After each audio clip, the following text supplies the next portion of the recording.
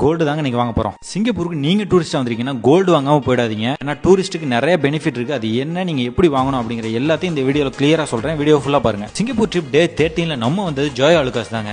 ஏன்னா இங்க தான் 50% வரைக்கும் மேக்கிங் சார்ஜ்ல ஆஃபர் போயிட்டு இருக்கு. கோல்டுக்கு மட்டும் கிடையாதுங்க, டைமண்டுக்கும் 50% மேக்கிங் சார்ஜ்ல ஆஃபர் கொடுக்குறாங்க. சிங்கப்பூருக்கு நீங்க டூரிஸ்டா வந்ததுக்கு அப்புறம் நீங்க வாங்கக்கூடிய ஒவ்வொரு பொருளுக்கும் ஜிஎஸ்டி கிளைம் பண்ண முடியும். அந்த மாதிரி நீங்க வாங்கக்கூடிய நகைக்கும் ஜிஎஸ்டி கிளைம் பண்ணி வாங்கிக்கலாம். அதுக்கு நீங்க நகை வாங்க போகும்போது உங்க கையில பாஸ்போர்ட் அண்ட் உங்களோட விசா காப்பி ரெண்டும் இருக்கணும். அதே மாதிரி உங்களுக்கு விசா எத்தனை நாள் இருக்கு அப்படிங்கறத பார்த்துட்டு போய் நகை வாங்குங்க. ஏன்னா நம்ம நகை வாங்கின டேட்ல இருந்து 60 நாளைக்குள்ள தான் ஜிஎஸ்டி கிளைம் பண்ண முடியும். உள்ள போனதுமே எக்கச்சக்கமான கலெக்ஷன்ஸ் இருக்கு. எதை சூஸ் பண்றதுனே தெரியல. பட் நாங்க வாங்க போனது கப்பல்ஸ் ரிங் தாங்க. ரிங்கை வாங்கி பில்ல போட்டுட்டு இவங்கள்ட்ட நம்ம ஜிஎஸ்டி கிளைம் பண்ணணும்னு சொன்னோம்னா அதுக்கான ப்ராசஸ் எல்லாம் முடிச்சு நம்ம கையில பில்ல கொடுத்துருவாங்க. இந்த பில்லு தாங்க ரொம்ப முக்கியம். நீங்க ஜிஎஸ்டி கிளைம் பண்ணும்போது அந்த பில்லு அந்த நகை இது ரெண்டையும் காமிச்சு தான் நீங்க ஏர்போர்ட்ல கிளைம் பண்ண முடியும். ஜோயா அலுகாஸ்ல இந்த ஆஃபர் ஜூலை 6th வரைக்கும் அப்படின்னு சொல்லி போஸ்டர்ல போட்டிருக்காங்க. வேணுங்கிறவங்க யூஸ் பண்ணிக்கோங்க. ஏர்போர்ட்ல ஜிஎஸ்டி எப்படி கிளைம் பண்றது அப்படிங்கறத நெக்ஸ்ட் வீடியோவை போஸ்ட் பண்றேன். அதை மிஸ் பண்ணக்கூடாதுன்னு நினைச்சீங்கன்னா நம்ம சேனலை மறக்காம ஃபாலோ பண்ணி வச்சுக்கோங்க.